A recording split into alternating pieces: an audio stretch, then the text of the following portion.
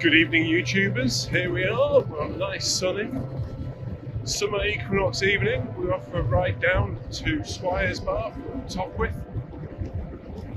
Changing camera angle for this one. Got a couple of videos that I've made. This one, I've changed the angle rather than having a rear facing one. I'm afraid you got my pretty face. And as all my friends would say, I have a face for radio.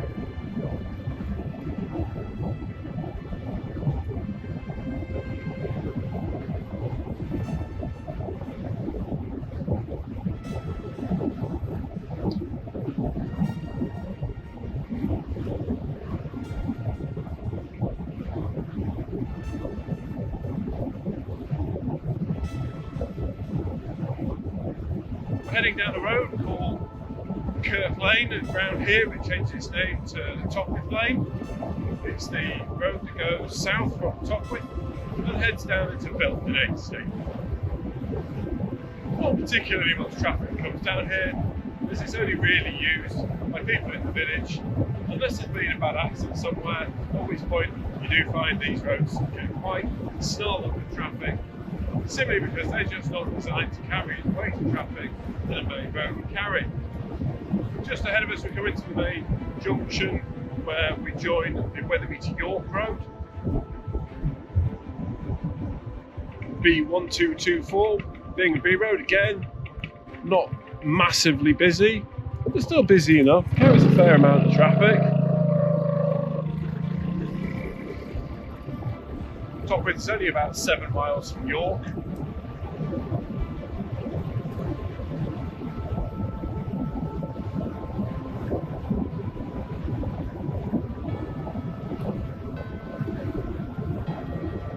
So despite the fact this being quite a warm day, the sun's still shining, about 22, 23 degrees, I'm still wearing full safety gear. I've got Oxford leather boots that are well above the knee,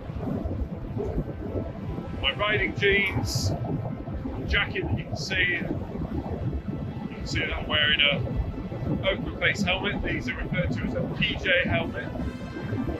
And the difference between a P and a PJ is that on a motorcycle you can legally wear this helmet open face, as I am doing now, whereas with a P helmet, for it to be legal you would actually have to have it closed. I don't have to do that. One of the things I like to do is I like to ride with the visor up. I'm afraid it does give you a better view of yours truly, but there are worse things in the world. I've also got my summer gloves on.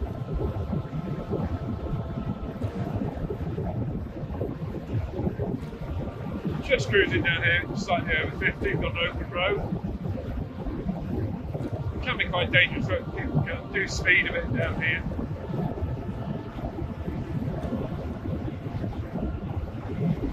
In respect to my safety gear, the last thing that is worth mentioning is that I'm wearing safety glasses.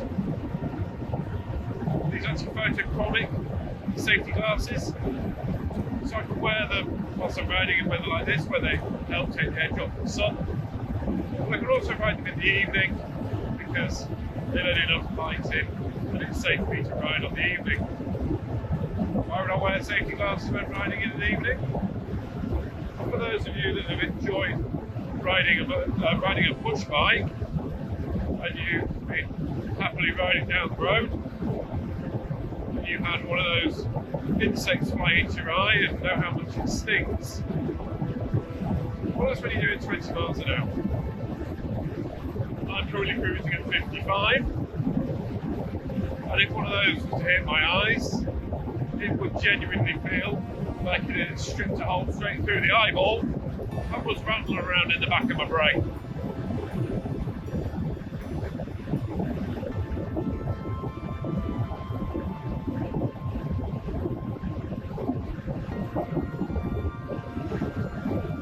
So we are just coming on Wetherby racecourse. I'm not well educated on my racing, but I believe two types of racing are flat and steeple. I believe that this is a steeplechase because it's not flat. It's got lots of jumps.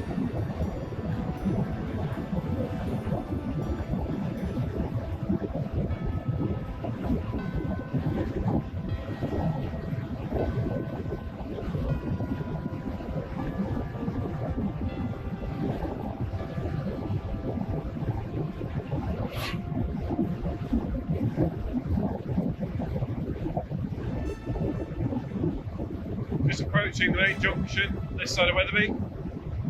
If you just take a right, it takes you up to the services.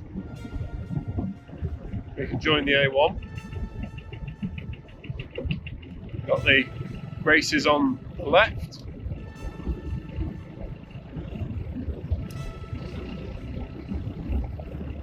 And for those of you that are bikers that are sat there noticing I haven't done a lifesaver, on my bike I've got a special mirror in front of me where I can look down, rather than just doing a standard lifesaver where I can see to one side. I actually get a view of both sides, so I get a full lifesaver. I get a view from 180 degrees, front and back.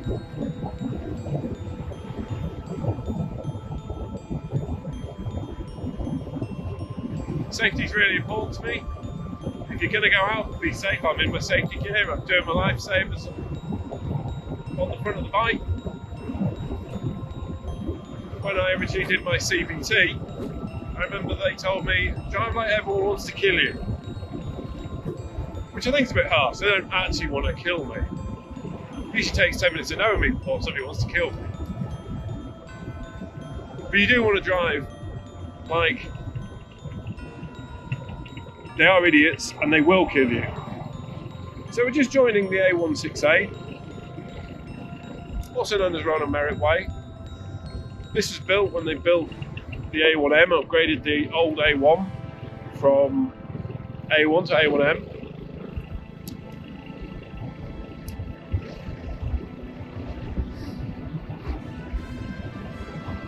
$40 miles an hour, so I should probably do 40 miles an hour. I'm going to publish this on YouTube. Probably not the best idea to go speeding when you're doing a YouTube video.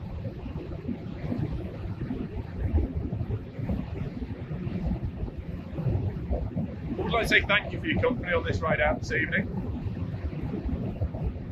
If you like the video, please give it a like. These other people will see it. And if you're interested in this sort of content, subscribe. This channel was originally going to be mainly for bunker exploration, that's the name. However, now it seems to be a bit more general exploration and being out on my motorbike.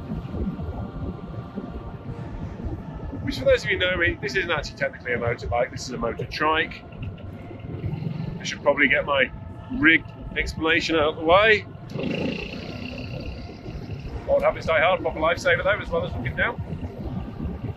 I am currently riding a 21 plate Piaggio MP3 500. It has two wheels at the front and it has one at the back. MP3 literally stands for three-wheel machine in Italian, which obviously Piaggio is Italian. So we're just at the south of Wetherby, turning left here.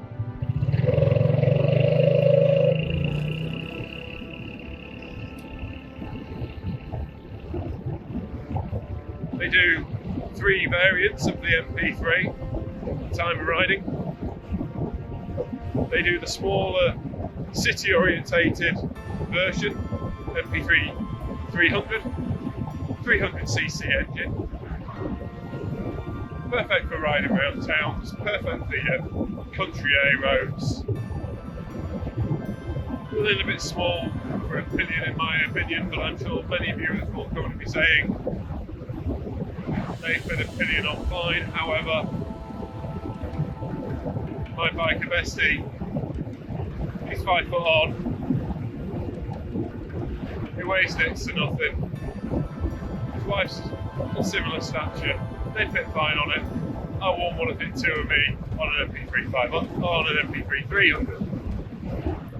You've got the middle version, which is the MP3 400, which is basically an MP3 500 but with a 400cc engine. And then you have this one, which is the MP3 500, which in the model year, I believe 2023, they replaced the MP3 500 with the MP3 530, which has a slightly bigger engine, designed to give better performance in terms of fuel economy and torque. I think there's marginally more brake horsepower, but nothing to write home about.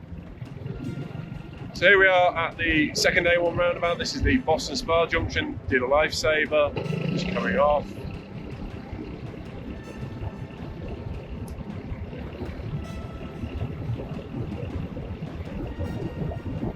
Still on the A168, still boning down, accelerated up to 60, just dropping back into the 50s.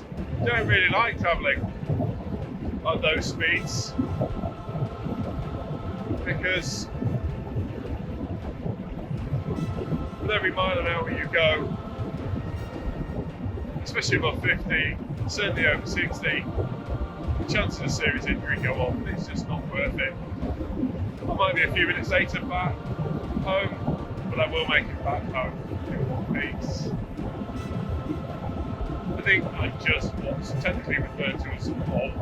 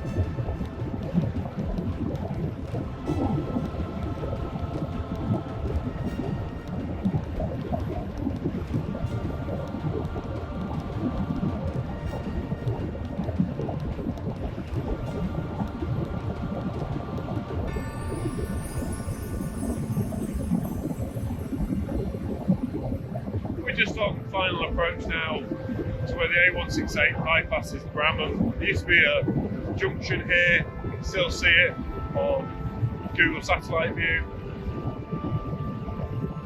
But when they upgraded the A1 to the A1M, Bramham's junction was removed, so all traffic now has to come either off at Boston Spa for Wetherby or have to come off at the A64 for York and Leeds.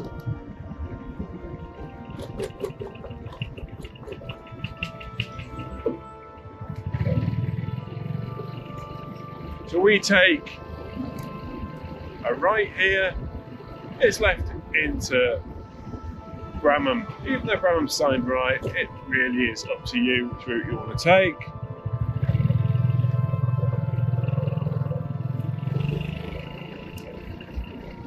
So back to talking about the Piaggio MP3. It's a bit of an oddity, is the Piaggio MP3, because although it's a motorcycle, it is under the A classification on your license, and it's under full A, not A2, A1, AM. It is full A because of the engine size, 500 cc's. However, because of the Reliant Robin three-wheeler, the powers that be decided to move the three-wheelers from B category, B being your motor car, into A category, which is motorcycle, which includes motorbikes and motor trikes. But because I'm, as I said earlier, technically I'm known as old, I have entitlement to ride this without having passed my full motorcycle licence. Because my motorcycle licence is restricted using a 79 bracket 3 bracket, which means I can ride motor tricycles. So the reason I have this, not a proper motorcycle, is I don't have to pay £2 for a driving test. Now I'm half Yorkshire. I'm Yorkshire and I'm half Scottish. That means I'm tight. I'm not going to pay a couple of grand to pass my driving test when I can legally ride one without having taken my test. But there's a bit of a story there. I'm going to tell you that story as soon as we pass the next junction. The next junction is where the A168 meets the A64 and the A1. It is also the end of the A168. The A168 doesn't go further than here.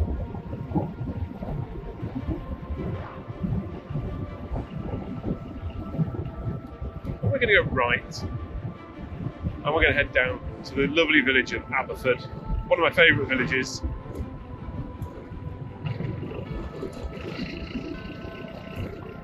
Quick check on the lifesaver, check on the rear views. Very busy junction, this one. Wits about you. Proper manual lifesaver there, because quite frankly this junction is one that I'm full awareness of, because he'll have you.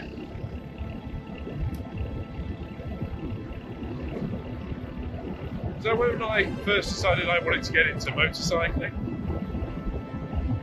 I went down to Sheffield, which is my local Piaggio dealership,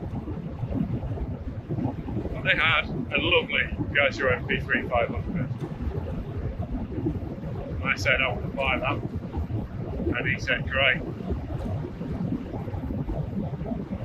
He said, have you got full motorcycle licence? And I said no. And he said, oh, you don't want to be doing that. He said, loads of people bought these and done their best to put themselves upside down into a local hedgerow. And I really didn't fancy that. So he suggested I go away, I do my CBT, which I did. I did it in the village. 3D, Tockwith, if you wanted to do in the Yorkshire area. Any motorcycle training or CBT, I'd recommend them. They're absolutely brilliant. I'm not getting paid to plug them. I just have a lot of time. I see them around, I give them a wave, I say hello. Just friendly bunch.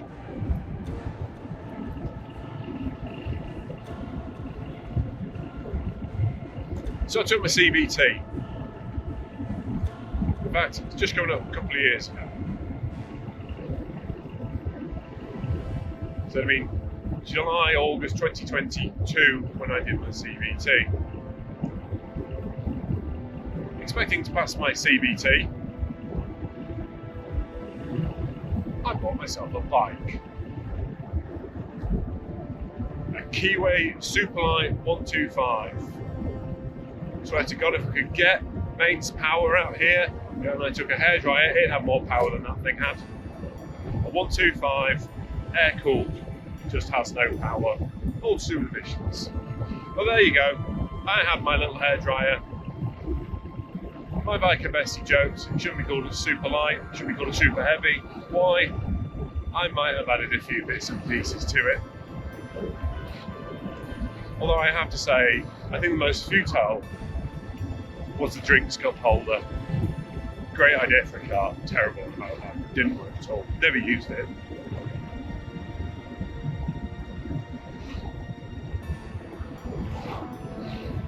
So I spent the summer riding my 125.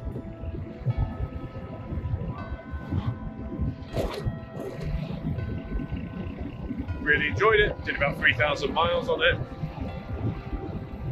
Between August, September and October. About 2,500 miles I did on it. I was getting used to it. I did some night driving on it, drove in some bad weather, and then I did some night driving in bad weather. I got to a junction on the Southfield Lane that now Tockwith. It was dark, it was howling it down. I took the junction. I'd only taken it at maybe 10 miles an hour, but that was too fast. Front wheel. And I remember being sat on the bike, horizontal. I come off. At that time, I was rather grateful to the guy in Sheffield who'd said, go away, do your CBT. Because I'd come off and I'd broken a rib. So fast forward 3-4 months, my ribs healed. I decided I do quite fancy getting the MP3 still. The great thing about my bike Ainsty was he used to be a motorcycle instructor for direct access to CBT. So he did motorcycle training for AM, A1, A2 and A. So I said, look, I ride most with you. Am I ready to buy my Piaggio? And he said no. The only reason he said no is because it's got 3 wheels. He admitted my competency was fine, however, he just doesn't like the fact I've got 3 wheels. In fact, he does refer to this as my mobility scooter. Here we are at the Garth Towton Junction. Oh, we are going to have to do a stop here. There was enough room to get through there, but we can take a break, reposition ourselves. Oh, he's coming up quite quick. I have to say, my mobility scooter is very comfortable.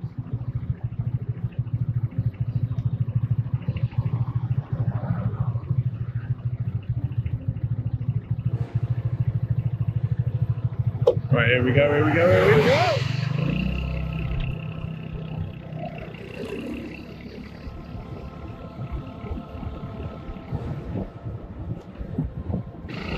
So I went down to Sheffield and I saw this and I bought it. Got a good price on it, to be fair. It's about £5,000. 2.5 years old. Only had a few, I think I had 3,000 miles on it, maybe 2. Yeah, it was 2,000 miles because I had to do the 3,000 mile service.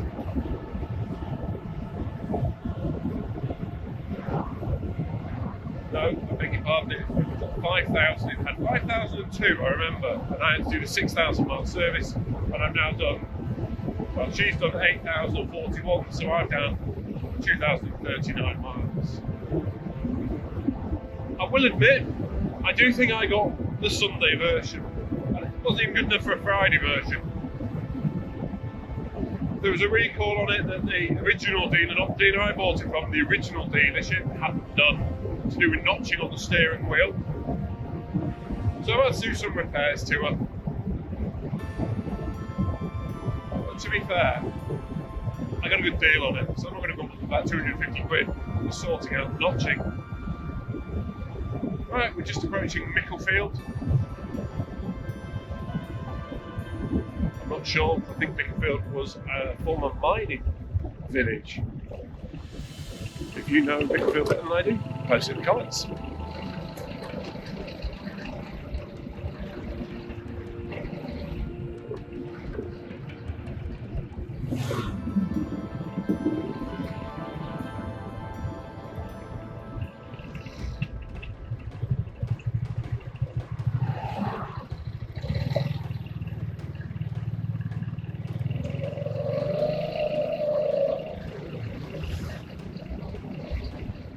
So I've been driving along, you've probably noticed I look like I got a nervous twitch.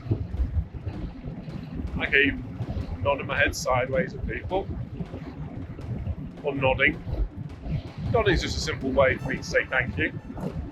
People are going to let me through. Just want to say thank you and acknowledge them. Don't necessarily want to take my hands off the handlebars.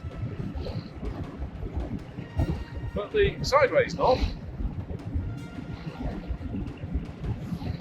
that's how we say hello to each other.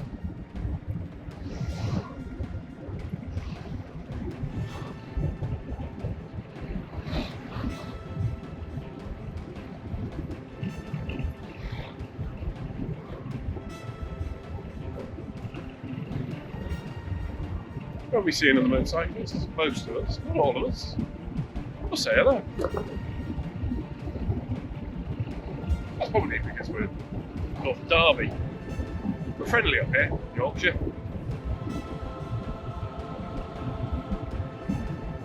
I've never ridden my motorcycle outside of Yorkshire. So if you drive your motorbike down south, do you say hello to me?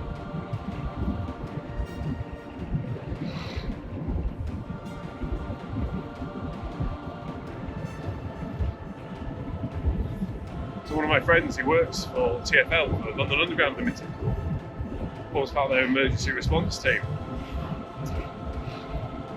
And I was given the honour of a tour around Aldwych Station. Anyone can do it. Just sign up for Hidden London, the TfL's museums tours. And I think it's about 70 quid. You can go on a tour of Aldwych Station. But it's a bit limited compared to what I was shown. And I won't lie, I am used to the standard southerner, never say hello to anyone, never talk to anyone.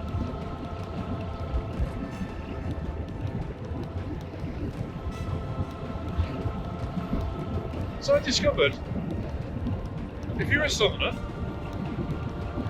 if you want to talk to somebody, stick on a high-vis that says Underground on it, with the round up. Well, his wife wants to talk to you then. The problem is, I was a visitor, and I didn't have a Scooby-Doo. Absolutely no idea.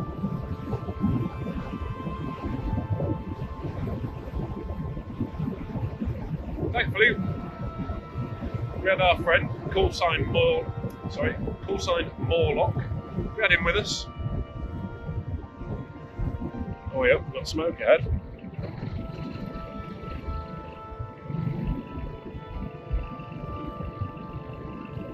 We've got the plot closing the road over there. You can't see it. The road has been closed in that direction.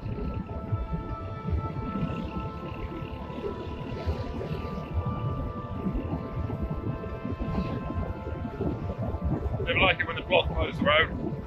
Always a bad sign. 9 times out of 10, the only reason they close it is due to a bad accident. When you're a biker, you never want to hear of a bad accident. You may not like a biker. He might be a complete tool, but you still never want him to have an accident. You don't actually want him to fall off. So we come off here, final leg on our way to Squires.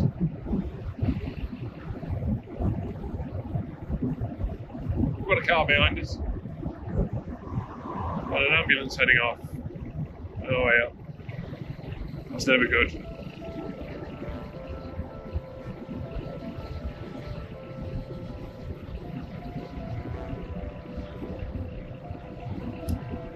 So we go right here, heading towards Sherburn and Elmet. Elmet being an old kingdom before unification.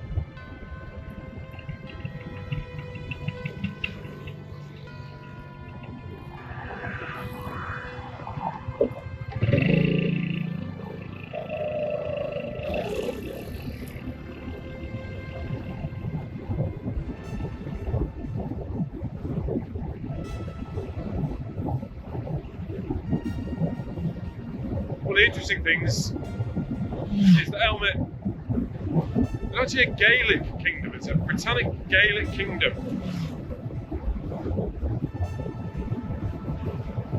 It's Celtic, not Anglo-Saxon. So this area is historically Celtic, not Anglo-Saxon. Which I find a little bit ironic, because I'm half Scottish. And I live in a Celtic kingdom. Formerly Celtic kingdom. I now live in the Kingdom of Yorkshire.